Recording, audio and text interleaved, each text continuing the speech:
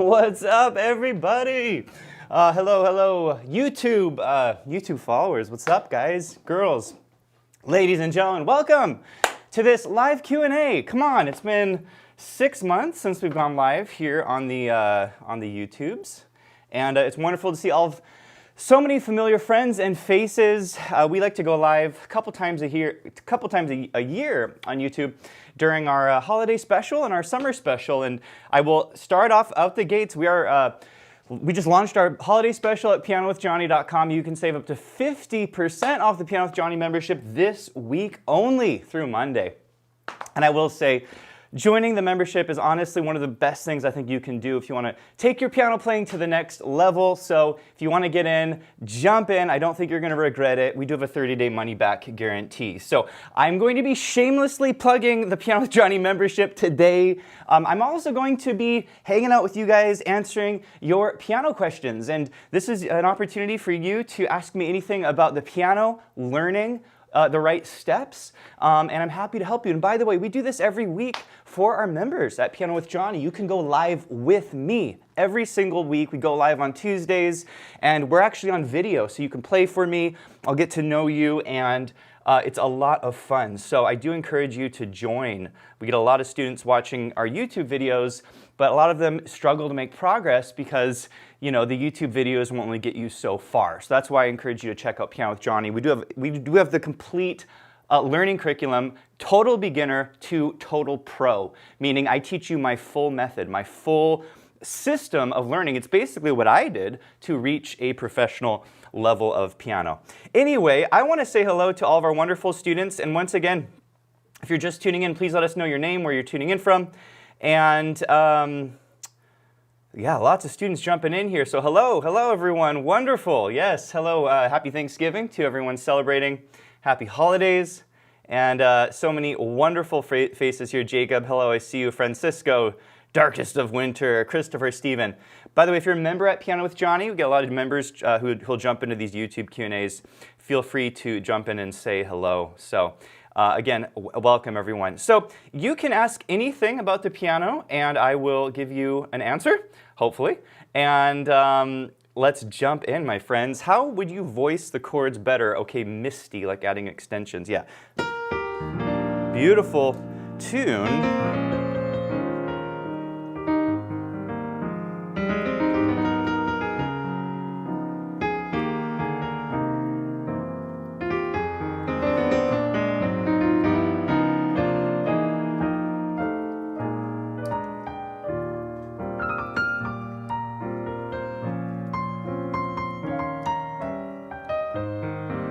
Yeah, it's beautiful. Yeah, let's talk through it. So extensions, chord extensions are very simple. You basically take a major 7th chord, in this case E flat major 7, and the way I like to think about it, a lot of people will complicate this and they'll say, oh, you got to count up 9 steps from the root, or the 11 or the 13. I simplify it. I just say, look, add the note a whole step above the root. That's called the 9. That is the go-to extension. On almost every song, the 9 is the safe extension. So meaning, if you can play a 7th chord, and you kind of understand this, your basic chords, right? And then you go to like E, B flat minor 7, right? And then you go to like an E flat dominant 7, right? These are just like standard chords, right? If you can do this, the next step is to add the 9, because the 9 works almost on any chord. So watch, check this out. I'm going to play Misty, and I'm going to add the 9 to every chord. There's the 9. Isn't that beautiful? And then I'm going to do it on the B flat minor. Check it out. I'm going to do it right here. Watch. Hear it? Let's see. It's beautiful. Okay. Let's go on the. Let's see. Now the E flat chord. Let's put the 9 in there. There's the 9. Okay. So the 9 is the. I call it like a universal extension, meaning it works like almost on any chord. Sometimes the 9 won't work if the melody is a flat 9 or a sharp 9, but it is my go-to chord extension. I recommend that you start here and then you start adding some other chord extensions as you progress. Now, there is a really good course at pianowithjohnny.com. I do want to point you to this because we've laid out these courses for you on chord extensions. In fact, if you go to our level 5 let's see, I believe it's our level 5, yeah, a learning track over at Piano with Jonny. This is our structured curriculum at Piano with Jonny. It is my system, okay? It is the Jonny May system. If you want to play like me, this is where you need to go. And I have taught you basically how to play chord extensions on tunes. This is the whole section here. You literally go like step by step. Course 1, course 2, I teach you the extensions, which ones to use on different chords, how to practice them, exercises, chord alterations, more on this topic with upper structure triads, and then we apply it to lead sheets down below. Okay, so this has all been well thought out. I do encourage you to go through that. Again, if you want to become a member at Piano with Jonny, we've put it together for all of you guys because, again, you know, learning the piano is very hard, and you should not be guessing what you need to practice. And so our learning tracks are the structured curriculum. Basically, there's no questions as to what to practice. We take you from beginner to pro. Also, you go through our assessment at Piano with Jonny. When you become a member, we ask you questions, and then we say, great, you are level 4, you are level 2, you are level 6. And we say, start here, okay? So I don't think we can make it any more clear as to what to practice. I know a lot of you watching probably don't know what you should be practicing. So that's where I recommend. Yeah, and Christopher, I see you left a comment, definitely want a better learning path. And that's a big problem on YouTube. There's so many videos, there's so many teachers, a lot of conflicting opinions, and you know, honestly, a lot of YouTube teachers I disagree with their method. And so you kind of have to pick someone you trust when you are learning this stuff. Anyway, so let's go. Mary Poppins. Let's see if I can grab this comment from Francisco. I always ask you to play Mary Poppins, and I love it. Can you give me some advice for the fast sweeping technique in this arrangement? Yeah. Oh gosh, I haven't played this in a while.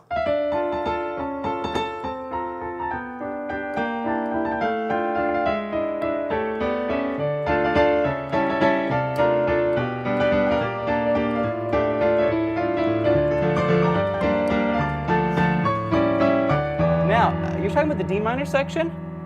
1 o'clock in my let's go to my video. Why not? Mary Poppins. You guys want to see me play Mary Poppins like a madman? Because you know, as many of you know, I used to play at Disneyland.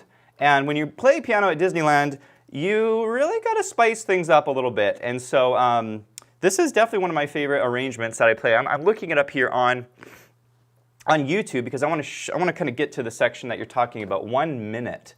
And by the way, this is, again, something that we do over at pianowithjonny.com. We pull videos open, we pull lead sheets open, and we work through a lot of this stuff. Let's go to 1 minute. Let's see if I can play this really quick. Bear with me, everyone. I'm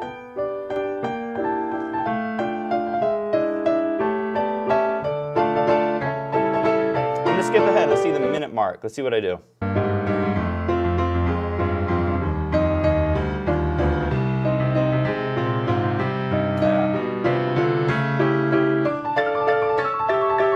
I'm with you.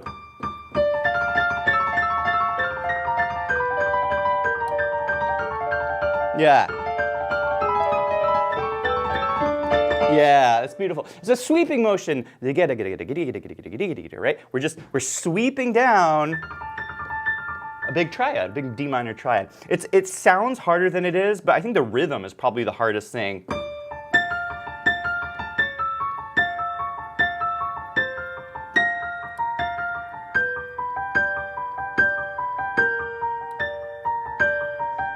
See what's happening? I love this technique where you take the melody and you just put it as the outer notes, and then you arpeggiate the chord, you sweep the chord down. I did this all the time when I played at Disneyland to get a real big sound, but you just take that melody, you know, chim chimney, chim chimney, and you just, you know,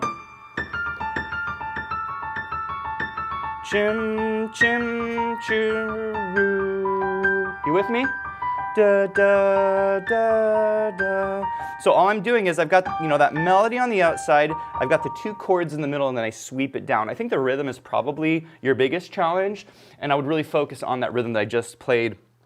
Of course, I do sell the sheet music on musicnotes.com, but this is a fancy little technique here. A lot of fun to play. Let's go back to the comments. Loving it, my friends. Again, if you're just tuning in, let us know your name, where you're tuning in from. And we're running our big special at pianowithjonny.com, up to 50% off the membership. You can't get a better price than this. All right, I've been playing piano. This is from Jacob. I've been playing piano for just about 6 years. How can I get better improvising at the piano? Just making something up as I go along.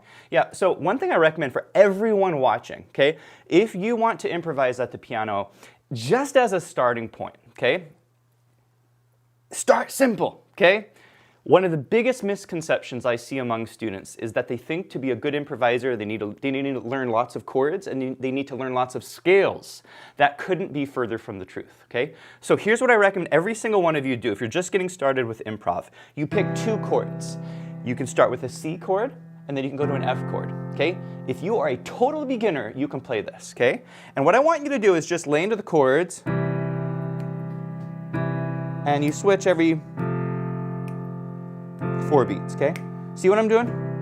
Now, what you're gonna do is you're gonna take 5 notes in the right hand. I like to use C, D, E, F, and G. Okay, you see it? This becomes my raw material from which I'm going to improvise, okay? So watch this. You might be thinking, Johnny, that sounds so lame. It's 2 chords. You're just gonna play 5 notes. Give it a listen.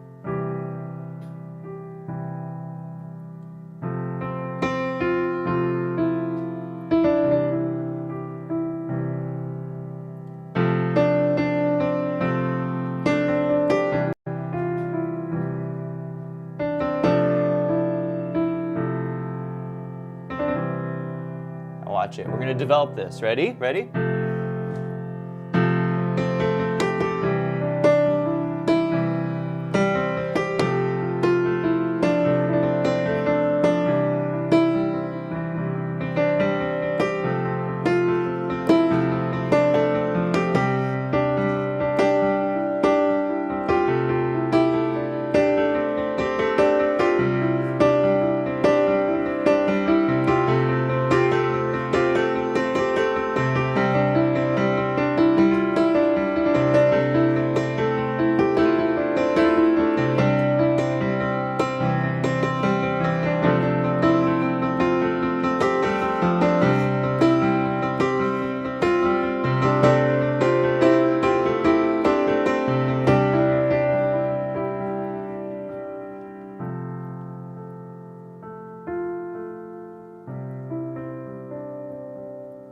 Okay, I'm trying to make a point here.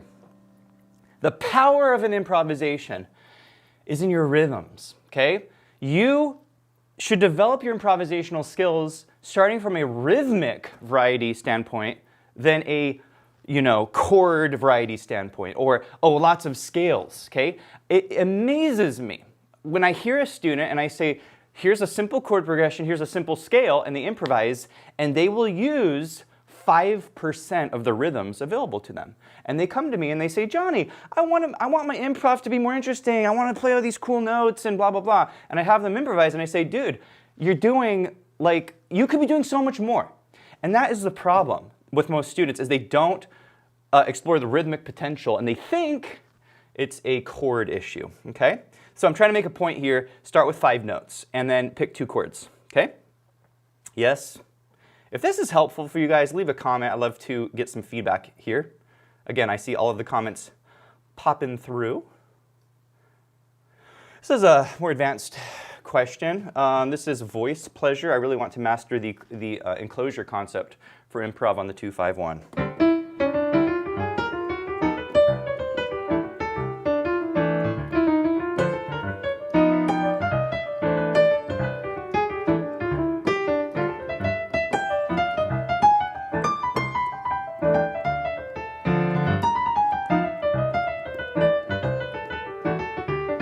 Okay, the enclosure is a bebop technique, okay? If you want to sound like a bebop musician like Charlie Parker or Bud Powell or certainly Oscar Peterson, I'm going to try to frame this for everyone watching. What is an enclosure, okay? It's a cool way of navigating around chords, okay? So let's say you have a chord. I love Fly Me to the Moon. Let me see what spring is like on Jupiter and Mars. And you want to solo on it. A lot of guys will play like C major.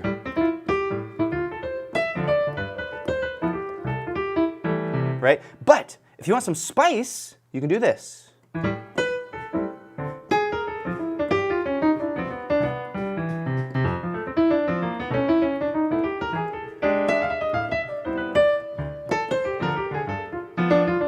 See all the black notes that I'm using? What I'm trying to do is instead of just playing a scale, what I'm doing is I'm thinking about chord tones. Like on my first chord, A minor 7, you can enclose the A, the C, the E, and the G. And the way that you do that, there's two types. One is you play the half step. Let's say I want to enclose the A. I go down a half step, then I go up a half step from the enclosed note, the A, and then I come to the A. That's a lower enclosure. Likewise, you can play an upper enclosure. That's where you start on the upper note, and you come like this. Okay? And it's really cool because you get these like weird spicy notes that you'd think, oh man, that doesn't go with the note. Well, guess what? You're playing jazz, so you want to play those notes because that's what gives it that rub and that contrast. So when I'm playing on the A minor chord, I can play any notes from C, but I can go that's super hip, right? So you're playing your line, and you're playing C scale, but when you get around that A, you go to that lower and that upper enclosure, and initially you might think, oh, that doesn't sound right. But when you start swinging it and you pick up the tempo, it sounds cool, okay? And that's the basic concept is I can do this on any note. I can do it on the E, or I can go like that. So now instead of just that vanilla C scale, I can do this. Like that. Anyway, that's the basic concept of enclosures. I do want to recommend a really good course at Piano with Jonny on this topic. In fact, some of my favorite courses at PWJ are some of the recent ones that we just made. There's a really good series that I put together on soloing, and I want to show it to everyone watching because it's honestly one of the best resources if you want to develop your skills as a soloist. If you go down here to soloing fundamentals, okay? Again, this is our learning track at Piano with Jonny. So we've structured the courses that you need to be an amazing improviser. We start with various scales, the modes, how you solo with modes, and then we get into 2/5 soloing with essential techniques. These are my go-to techniques. And so one of the courses that you'll find in here, actually this is our beginner to intermediate level. If you go to our intermediate to advanced level, I'm going to just click over here. I'm going to go to skills. Again, we're practicing skill developing. We're going to solo fundamentals. This is our advanced. You're going to scroll down and you will find enclosures in here. Here it is, 251 soloing with enclosures, okay? You will learn everything you could possibly want to know about enclosures, and I put together essential exercises there for you to develop your sound as an improviser, okay? So again, so many of the courses that we create at Piano with Jonny are from students saying, hey, I want to learn this, where do I go? And it's basically like, well, I'm going to put a course together for you because you need this. And so it's been amazing having so many students to go live with because we've really been able to see the primary struggles for students. So there's a good chance if you're asking, Jonny, how do I do this? We've probably put together a course where you can master that particular thing. Love it, love it, love it. How should an intermediate piano player practice arpeggios for speed? You know, I don't think of arpeggios as the way a classical musician would. Most classical musicians, you know, they practice these two-handed arpeggios to develop their technique to be a good classical player. I'm much more of a pragmatic pianist when it comes to exercises. So for me, I don't do these two-hand arpeggio exercises because to me, they're not helpful, okay? Because when you're playing popular styles, jazz, blues, pop, rock, boogie, Latin, funk, swing, samba, new age, whatever, okay? You're not doing arpeggios in your left hand, okay? So when at Piano with Jonny, I don't tell the students to do those exercises. What I recommend for arpeggio practice is practicing them contextually to the way you would use them, okay? So for example, when I open a tune, you know, I'll do a big run like that, okay? That's cool. So that's the type of arpeggios. Oh, I gotta practice mine, but you know, if I'm opening a jazz tune, I might play that and I might go like that, Okay, so the big thing with arpeggios is the new position transition. A lot of people, they get really overly focused on getting all the way up the piano, but they never master the primary transition to play fast arpeggios. Let me give you an example. C7, okay? If you're doing an arpeggio on a C7 on the piano, first of all, you always go left hand on a black note, if possible. Right hand, try to stay on the white notes. Then, I get the black note here. What you do is you try to practice getting to the new position. That. See it?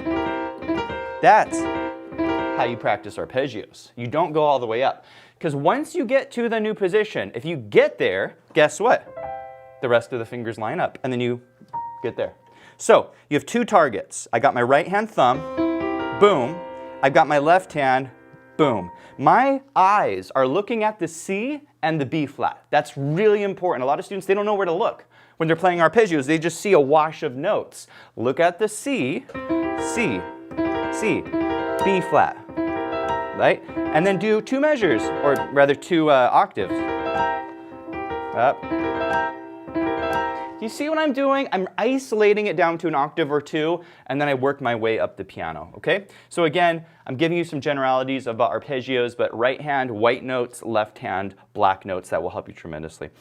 Zeke, hey John, I became a PWJ member at 13 years old. It was really a game changer in my musical journey. Awesome, man.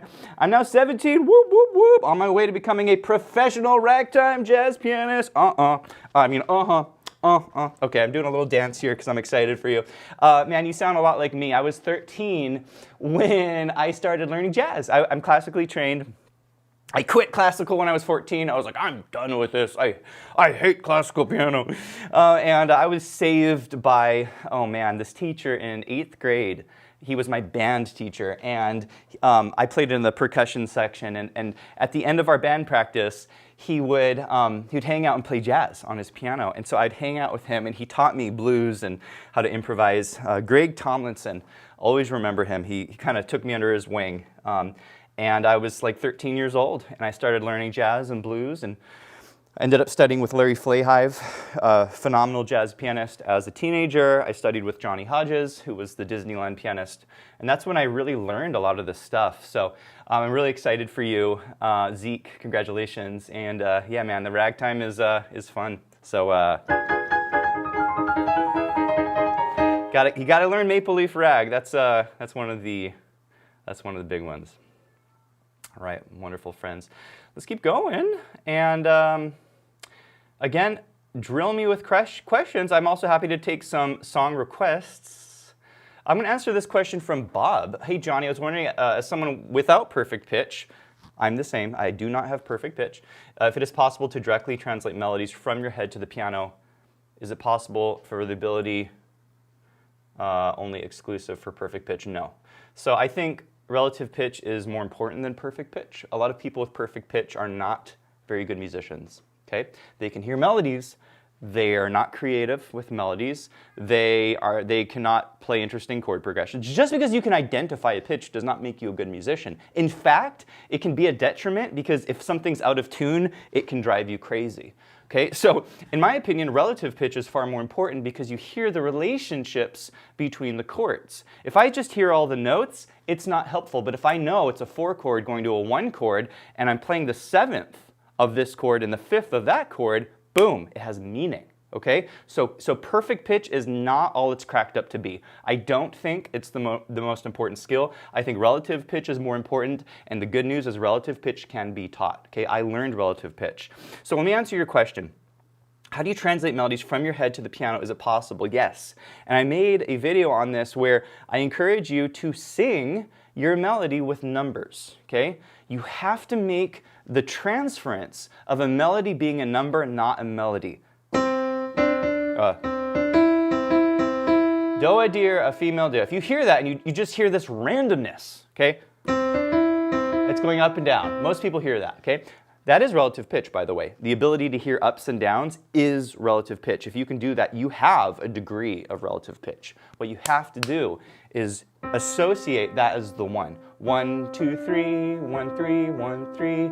I hear melodies as numbers. Every melody I hear, I go, that's the 7, that's the 5, that's the 2, that's the 3. I'm always relating it back to the home key. Okay? And this is something everyone here watching, if you want to develop your ear, that is step number 1, is to establish the home key and to hear that. What is that? It's the 7. And you have to practice this. 1, 2, 3, 4, 5, 6, 7. You have to associate the number to the melody. If you can do that, then you can play any melody that you know. And how many melodies do you know? How many melodies could you sing? Dozens? I don't know. I know people who know hundreds of melodies. Think of all the Christmas tunes and all the childhood lullabies that you know and all the jazz tunes and the classical tunes. You probably know hundreds of tunes. And so it shocks students when they develop this skill, suddenly they can pick out all those melodies they know. And it gets easier over time, okay? So I'd encourage you to do that. I also made a video recently, actually this last week, where I teach you how to hear melodies contextual to the chord. So it's a modal approach to ear training that is extremely important. I went as far as saying this is how you develop superhuman ears. So I would encourage you to check that video out. Let's go. 64. Da, da, da, da, da.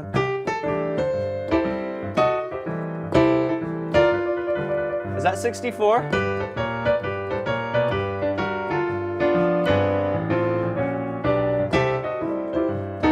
Da, da, da, da, da. Is that 64? Da, da, da, da, da, da, da, da, da. Will you still leave me? Will you still leave me when I'm 64? Is it 64? Anyway, I love it. Let me answer your question. This person's like, you didn't answer my question, Johnny. You're just playing about my age. This is Catherine, 64 years old, been playing for 7 years, just cannot get past late beginner skills. Like I read music and play primarily from sheet music. Good. Okay, you're in a really good place. If you can play from sheet music, 7 years is fantastic. You're in a really good spot. So I would ask you what your goals are. Maybe where you are where you want to be. I don't know if you want to play classical music or you want to develop your technique or you want to do more improv. I assume if you're watching this video and you're following the channel, you're more interested in improvisation.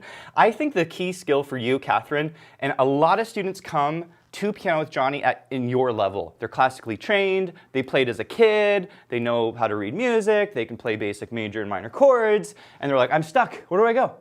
And that's where I was. When I was 14, I had played classical music since I was 4. So I played classical for 10 years, okay? I knew my major scales. I knew, fingering. I knew major and minor chords. And I was like, I can't read a lead sheet. I'm clueless.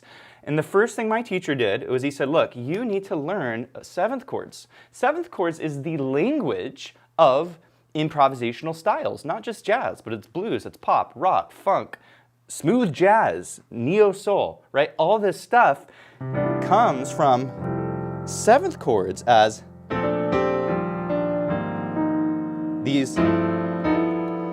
the basis, okay? And so step 1, Catherine, is to take your concept of a major chord and just add one note. The major 7, the dominant 7, the minor 7, the half diminished 7, and the diminished 7. These are essential.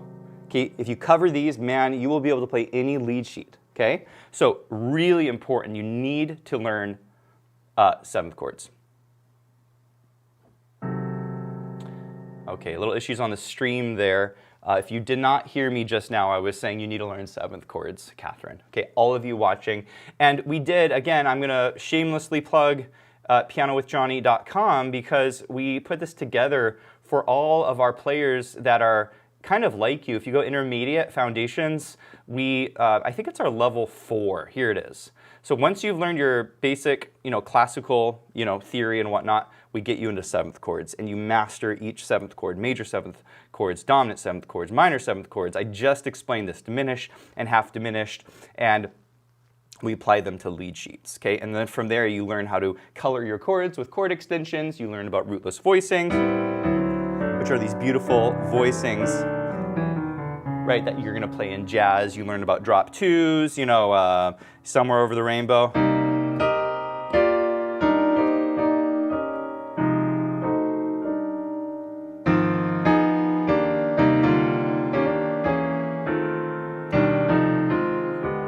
Gorgeous chords, come on, okay? Or When You Wish Upon a Star.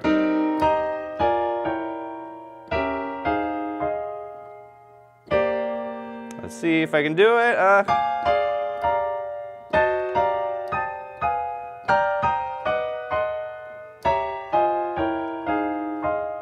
It's hard, okay? So drop twos, and then you learn about quartal voicings. Again, you know, these beautiful, more advanced, modern, jazzier chords. So again, it is a total systemic approach to improvisation, jazz, and again, it's not just jazz. A lot of students think Piano with Jonny is this like jazz-only platform. It's really not. We teach you how to improvise. We teach you how to play beautiful chords. We teach you how to play lots of different styles. So again, highly encourage you to check that out, okay? Let's see. If I only had a brain. What key is that in? I think I do it in G. You want it in a jazz ballad?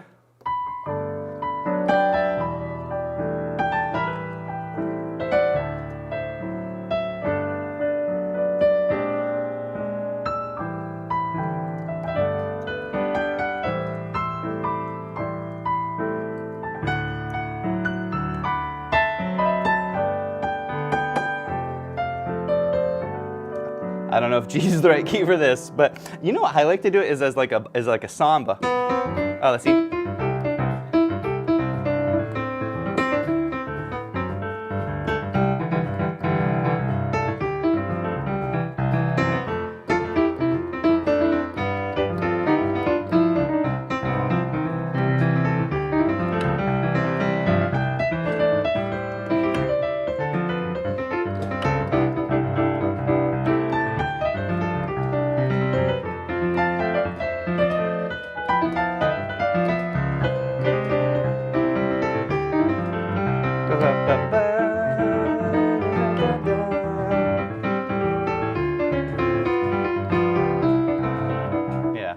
Yeah, so much fun you can have at the piano, and you know, it's something I love to do. Stylizing, obviously, it's a big topic at Piano with Jonny. A lot of students want to do this stuff.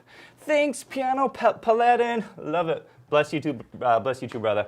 Yeah, a lot of fun. Yeah, must the melody notes still be on the top? Yeah, absolutely. Yeah, in this case, this is a good example of, you know, where this is the way that I approach playing tunes and, you know, lead sheets and whatnot. I try to keep the melody on the top.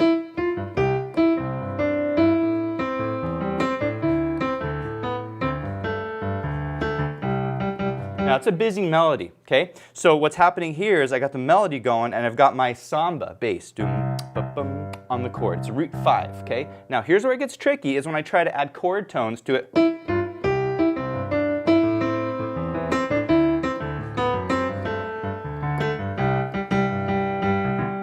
It's kind of low, but I'm trying to get little chord pops underneath it.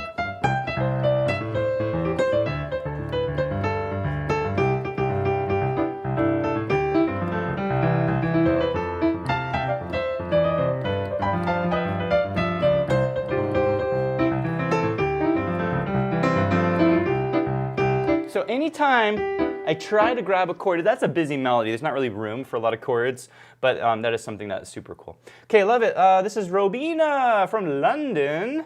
Jonny, been a member for 1 year. I really like your Dr. John quick tip. Would you like some more Dr. John? Also been looking at the early Boogie Woogie vids without the keys lighting up. I know, it's been a lot.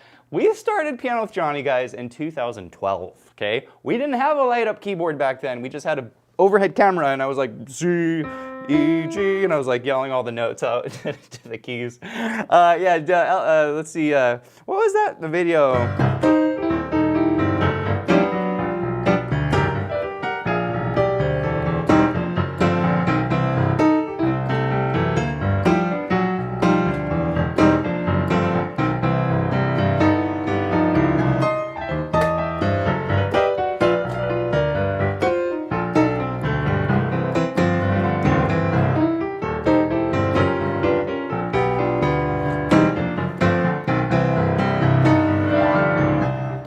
what's really fun? I did Silent Night in a Dr. John style. It was crazy, and it worked. Give this a listen.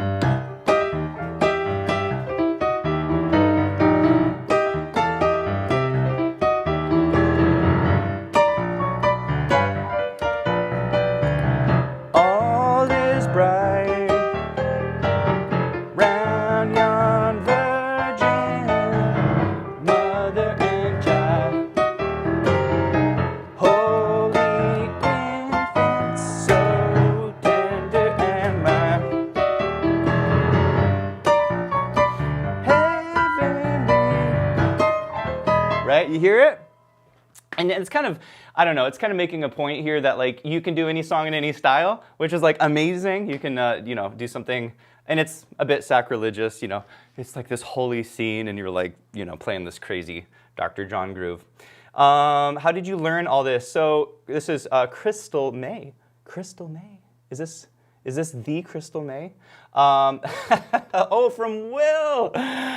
Oh my goodness. Okay, my wife and my son are watching this. I have a 7-year-old son named William, and he is watching this apparently right now. Hello. Where did you learn all this? Good question. Everybody say hello, Johnny's wife. I learned all of this through a lot of trial and error. A lot of it was from really good teachers I had, Larry Flahive, Johnny Hodges, Joel Patt, Cecilia Coleman, to name a few. And I learned a lot from them. They gave me the basis, but I had to, on my own, figure out the stuff I wanted to learn because, you know, my teachers showed me the basics. They didn't show me every little thing I do now because there's just not enough hours in the day to have a teacher. My really good teachers taught me how to teach myself. And so Johnny Hodges, Larry Flahive, they showed me how to systematically look at a lead sheet and stylize it with what I call cliche techniques. Johnny was really good at this. I remember he would give me an exercise. It was for rag rolls. And he'd say, you can rag up a tune with a rag roll. And I said, what do you mean a rag roll? And he said, well, if you take a melody and it's got a C on the outside, and you do this pattern, it's called a forward rag roll. And if you flip it, if you reverse it, it's called a reverse rag roll. And he said, there's also one called an eighth note roll. Okay. And then he said, there's a triplet roll. Okay, I'm like, all right. What does this mean? He said, well, you can use those to like turn anything into ragtime. I was like, what do you mean? He was like, well, look at America the Beautiful. He said, you could do those rag rolls on America the Beautiful. He said, that's the forward roll. He said, you could do the reverse roll.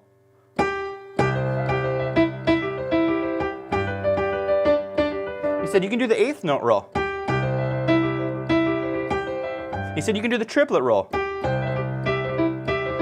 And I said, holy smokes, that's how the pros do it? They just learn this cliche technique and then just apply it? He says, yeah.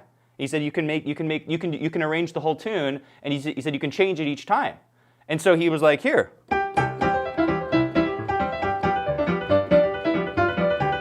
That's the forward roll. He said, here's the reverse roll.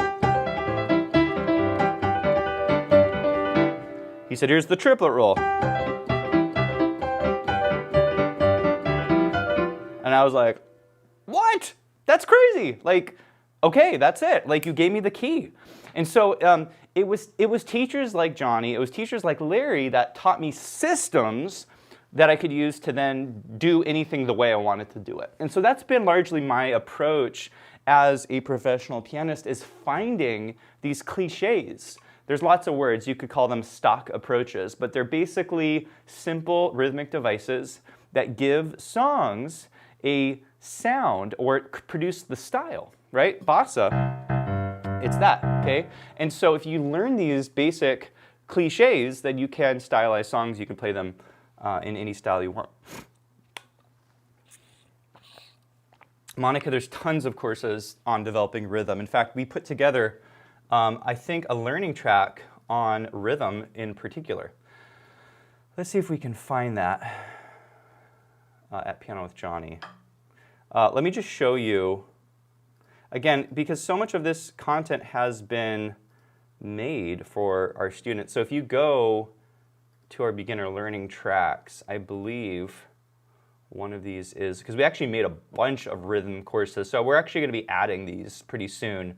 We did a whole series on rhythm that is extremely helpful. But in the meantime, you can search. If you just go up here and you search, actually no, go to library and go to our courses. And then here's what you do. You go down to rhythm. You say, look, I want to focus on rhythm. We have 23 courses on rhythm, okay? And then you can drill down by your level. So you say, look, I'm a beginner. I want to work on rhythm. And then you could drill down even further. You can say, look, I want to do rhythm, but I want to really work on like contemporary or Latin jazz, you know? And so you click Latin jazz. I mean, come on, this is amazing. In my opinion, like, look, you can practice rhythm for your level within a given style. I mean, it doesn't get better than that, in my opinion, if you want to master rhythm. So these Rhythm Essential courses are the series that we did, and we'll be adding that learning track soon to Piano with Jonny. All right, that answers my wife's question. Where did I learn all this? She's been an amazing part of my journey as a musician and as a teacher. Let's scroll down to the bottom because I want to catch new questions as they come in. Again, if you're just hopping in here, welcome to the live Q&A. We're going to go about 20 more minutes. Again, I want to mention we are offering up to 50% off pianowithjonny.com. There's lots of other perks of being a member. You can download most of our lesson sheet music. You can change the key of our sheet music with our smart sheet music, which is extremely useful. Obviously, we have an amazing community at pianowithjonny.com, over 10,000 students in our community, sharing with each other, supporting each other, and it really is a family. It does not feel that big at all. So it's an amazing group of students, so lots and lots of support. Lots of students like you, okay? And that's a big thing for a lot of piano players. We feel lonely, and we feel like where do I go? Like no one understands my struggles and like what I want to do. And then if you come to PWJ and you're like, oh my gosh, there's so many students like me. Like we're all trying to do the same thing. And so there's a lot of support and encouragement there, which I think is really essential if you want to stay at it. I remember slowing down Jingle Bell song you played in a Santa costume just to learn how to play. Yeah, that was a fun one. I'll do a bit of it.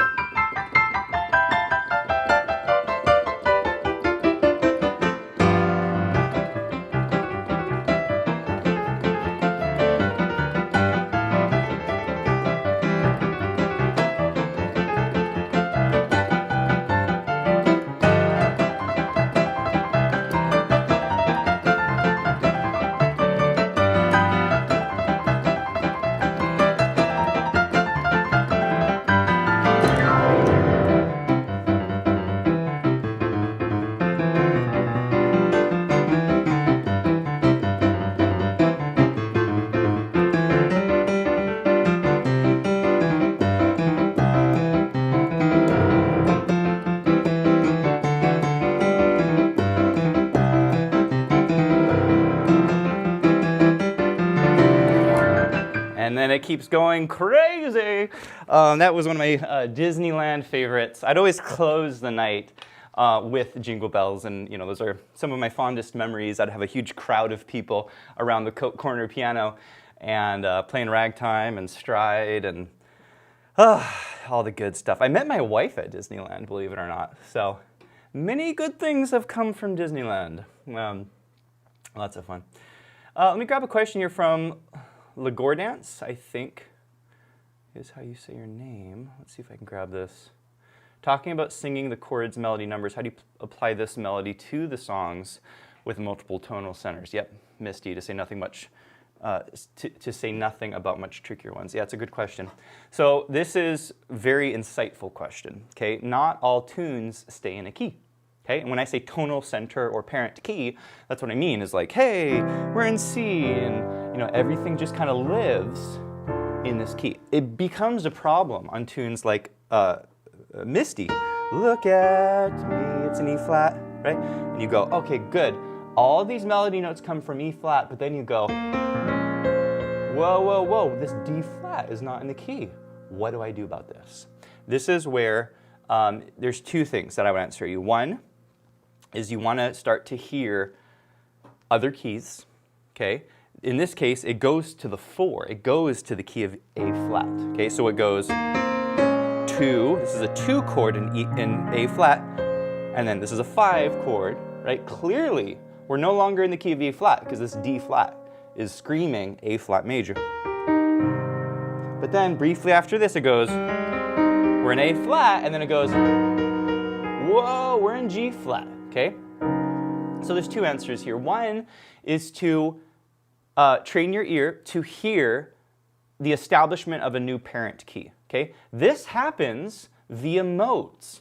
And this is what I was getting into in this last week's quick tip, was I was saying, look, sometimes when you're hearing a melody, it's not going to sound, you're not going to be able to pick it up relative to the parent key because it's establishing a new mode.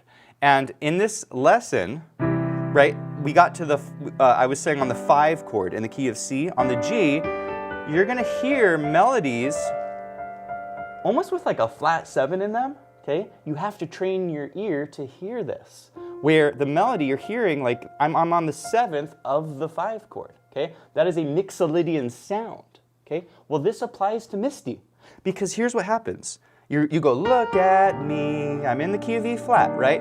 5, 3, 7, and then I go, whoa, D flat. Where does this come from? Well, guess what you're playing? E flat mixolydian. And so in doing this exercise that I taught you this last week, you're training your ear to hear mixolydian. Well, mixolydian is the 5 chord. So what I guess what I'm getting at here is that in hearing mixolydian, your brain will say, look, this is a 5 chord. It's not a 1 chord anymore. It's the 5 of A flat. And your brain will go click, and you'll think, you'll feel, and you'll hear the 4 chord as a temporary tonal center. Okay? That's at least the way I perceive it. When I hear 2, 5, 1 going to the 4, my brain says, ah, the 1 chord just became a dominant chord, and now the 4 chord has become temporarily the tonal center. I will say this is advanced ear training, okay? Most beginner students cannot do that. They cannot hear Misty and know, okay, it's a B flat minor 7 going to an E dominant 7, okay? So again, sounds like you're at an intermediate to advanced level of ear training. That is how I would approach it. This is FD7, Blazerus. Do you have perfect pitch, or would you say it's a relative pitch? No, I do not have perfect pitch. I have no idea what note that is. No clue. No clue. No clue. I know that's a major chord because it's relative, okay? I know that's a major third because it's relative, but I have no idea what note that is. In fact, if I play this chord, I don't know. I know it's a major chord. It's in second inversion. Okay, I know that because I have relative pitch. I don't know what chord it is. I don't know if I'm playing a C major right now or an F major or a G major. Okay, it's a wild guess. So, but again, relative pitch is way more important in my opinion because it means something. Okay, perfect pitch does not mean anything. All it means is you can identify the pitch. It doesn't mean you understand the relationship. And music, and powerful music, is all about context. Right? You hear someone say, oh, check out this beautiful chord, you know, and they play a cool chord, like, I don't know, I'm going to play a weird chord, like that. And it's like, well, okay, I guess it's a cool chord, but that's not what makes a chord cool. It's how it fits into a progression. It's how you get to that chord, you know? You know, something like that, right? And so, again, I'm trying to make the point here that relative pitch is more meaningful, and it can be developed 100%. Jay's Way, 00. Man, you make it look so easy, amazing. I've been playing for 3 years. I play from chord charts, good, and jammed in music I enjoy. I still have trouble playing different patterns in each hand. Any advice? Yeah, so I think, okay, so when I hear you say different patterns in each hand, what I'm hearing is like different rhythms in each hand. What I am a huge fan of, and I tell all the students at Piano with Jonny to do this, when you're trying to establish a groove, you do not want to be thinking of your left hand. The left hand needs to be on autopilot. When I'm grooving, if I'm doing a samba, I can pretty much have a conversation and play this bass line, okay? It's so comfortable, I don't have to think about it.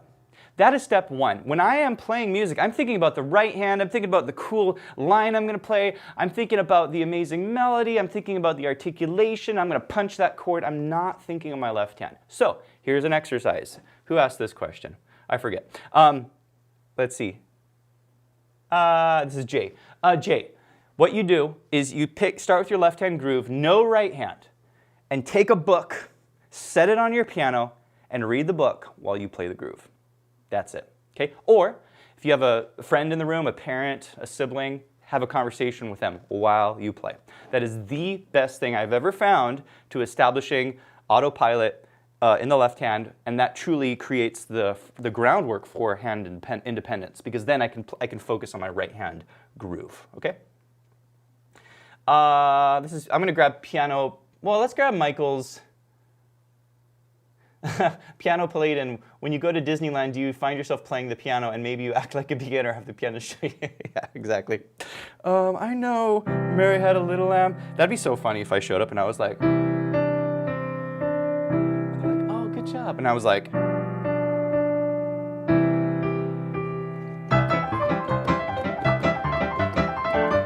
and they'd be like, okay, yes, he knows what he's doing.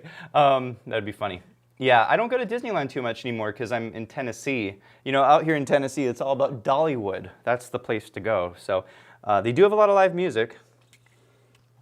Maybe I'll play the piano at Dollywood. Do you advise against ear training that consistently relates note numbers to the tonic, or even during the chord change? No, I don't, okay? And I want to be clear. In my last quick tip, I talked about learning ear training related to the chord, not the home key. You want both, okay? And so I made two quick tips on this. My first one was, look, most melodies come from the parent scale. This is a good starting point. Do, re, mi, fa, sol, la, ti, do. Somewhere over the rainbow, way up high, birds fly over the rainbow. Why, oh, I can't. It's all C major. When you wish upon a star. It's kind of one note away from it, but then makes no difference who you are. Most of them are in C major. So this is a good starting point to practice it against the parent key, but this becomes limiting for some students because as soon as the chord changes, that's clear, right? When you wish, whoa. Like the brain goes like, I don't know what just happened. We're on this like cool sounding chord. I don't know what note we're on. This is the problem I find with students. If you just do this, they can learn solfege. They can go do, re, mi, fa, sol, la, ti, do, 1, 2, 3, 4, 5, 6, 7. They can do that, and they can start to pick out melodies. Mary had a little lamb, 3, 2, 1, 2, 3, 3, 3. But as soon as that chord changes to, you know, Georgia, it's like, oh, wait, whoa.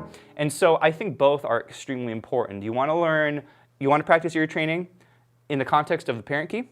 And then once you do that, you're going to level up and you're going to practice it against the chords as they change under the parent key, okay? And then if you want to level up more, use secondary dominance, okay? And I haven't made that quick tip yet, but once you practice it against each of the diatonic chords, then you bring in secondary dominance. Secondary dominants start to sound weird because they're inferring a new key, okay? Because they use notes typically that are not inside the key. Whew, you guys are making me work here. I hope you're enjoying it.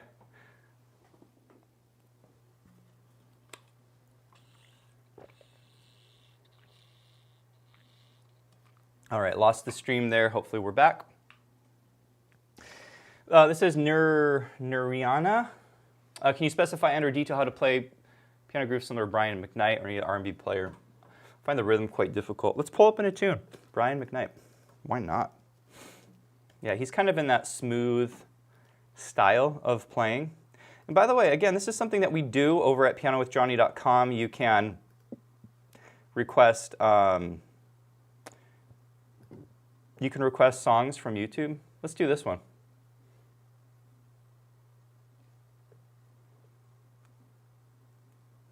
We'll do a little ear training here because I don't know this tune. Or maybe I do, we'll see.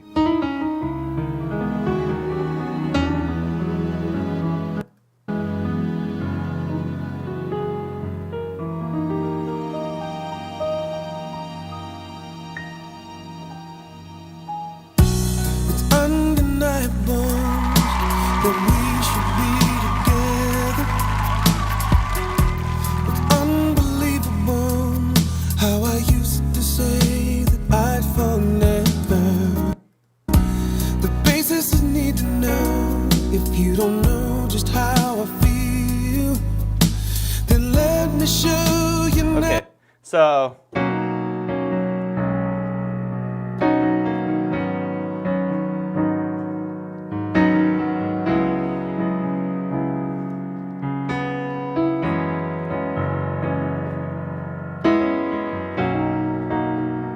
yeah, you want to establish this basic groove here, okay? It's not hard.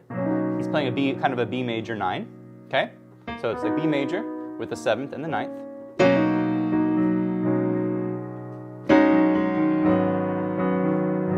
So really this is, it's not so much about the chords being all that amazing, it's this fundamental groove, this R&B groove.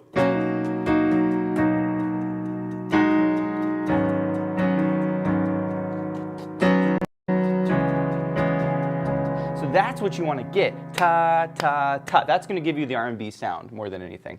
Of course, he's not playing keyboard, and I know he's an amazing keyboardist. But that's kind of where I would take this. Let's see if we can pull up one more Brian McKnight video. It looks like he might be playing the piano here.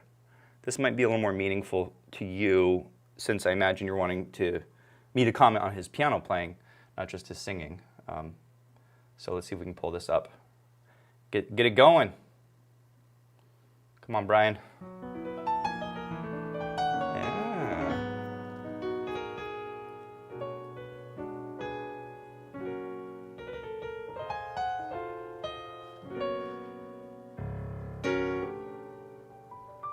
Goodness gracious. My shattered dreams and broken heart are mending on the shelf. I saw you. Beautiful. Come on. Standing close to someone else. Now I sit. Okay, yeah, I see your comment. More of the style of the first song. Yeah, this is a little more contemporary. But yeah, I think the groove.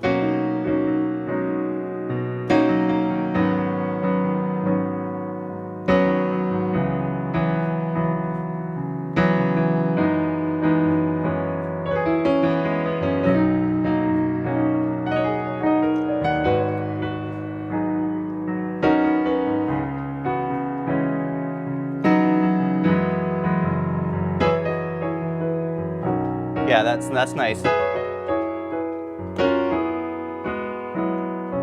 Yeah, there's a lot you can do with a tune like this. I won't go heavily into Brian McKnight here, but I think the key for you is to learn, this is a funk-based groove. It's a 16th note subdivision. Okay, so you have to feel 1E and a 2E and a 3E and a 4E and a 1E and a 2E and a 3E and a 4E and a 1. Okay, we do have some really good funk courses at pianowithjohnny.com. In fact, you can go through our funk learning track and you can master the funk rhythms. I think that's going to be your closest bet to this style. We also have a good number of R&B courses as well as quick tips that I think would be really useful for you if you really want to kind of lay into this.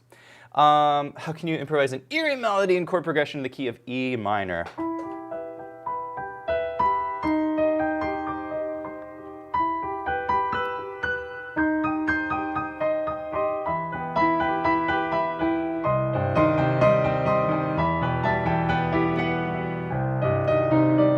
Yeah, I mean, there's so many like weird chord progressions you could play, but my favorite eerie chord progression is you start on E minor and then you go to like a C minor, okay? So it's like the E and then you go up to like the sharp 5 or the flat 6 and you play a minor there, okay? It's the Star Wars. It's the same chord progression, right? I think that's the most eerie. Yeah. Let's see, Nurayana, I can't say your name. Yes, a bit funk and slow style with the right hand almost on the downbeat of quarter beat, yeah.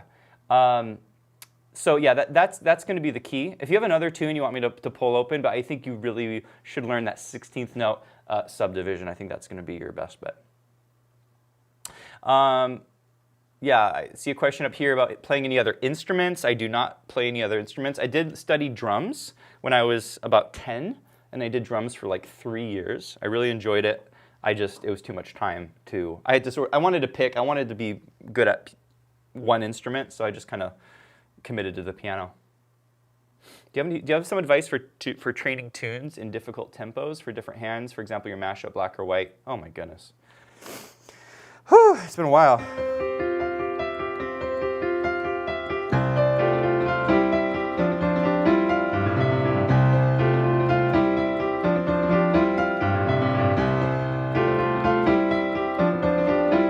That's a hard one.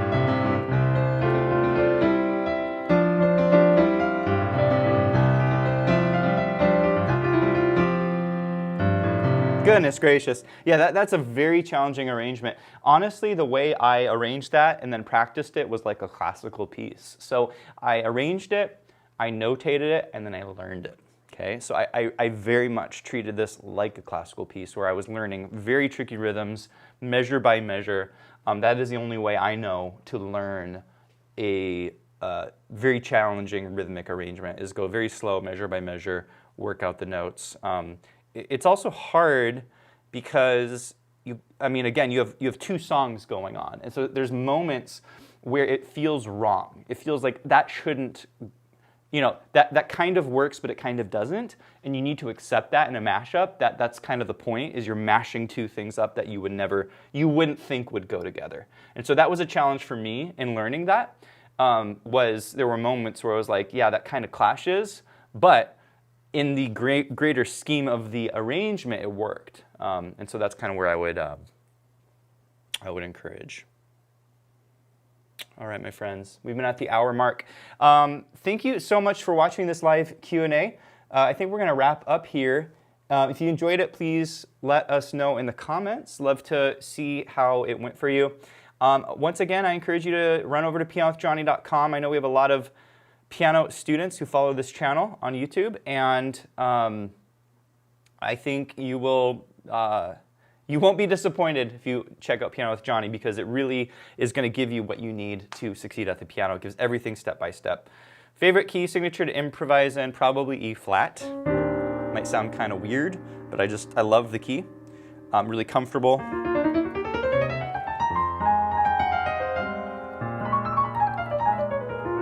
I just kind of feel good on all of the chords that, get me around. I don't like B. I made that very clear to a lot of our students at Piano with Johnny. Not a fan of B. I'm not a fan of the sharp keys. I don't like E very much.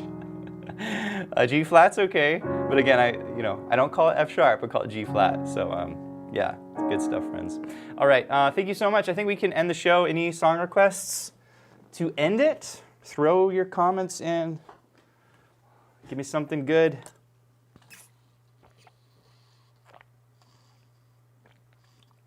This is my son again, my 7-year-old. How did you start playing professionally? I started playing professionally when I was 16 years old, and I'll tell the story very briefly. I had been studying jazz. I knew about 5 jazz tunes, and my mother's car mechanic, his name was Joe, happened to own a restaurant, like a bar called Joe's Bar and Grill. This was in Riverside, California, and she came home one day. She said, "Hey, Joe, my car mechanic owns a restaurant. Would you like to play piano at the restaurant?" And I was like, "What? Seriously? Like, yeah, I would love to do that." She was like, and I had a keyboard. She said, I think I could drive by then, but she basically was like, pack up your keyboard and go set it up. So I did it. I played my 5 songs over and over again for this audience, and they were very charitable. And they were very nice. And I'll always remember this. I started playing there. Oh, they paid me $50 and they fed me lunch for free. And I thought that was the coolest thing. I was 16 years old. I was like, man, I'm making $25 an hour and I got free lunch. I was like, this is the jam, and I get to play music. But there was a guy, I noticed him every week. He'd come back. And I think he was on to me, like, okay, this guy does not know very many songs. And so he walks up, puts a $20 bill in my tip jar and says, "Can you play Scotch and Soda?" And I said, "I don't know that one." And he said, "I want you to learn it, and next time I'm here, I want you to play it for me." And he put the $20 bill in. Well, you bet your bottom dollar that the next time I showed up, I played that tune. And so I started learning more and more tunes as a result of that, and that really started my journey as a gigging pianist. But I'll always remember,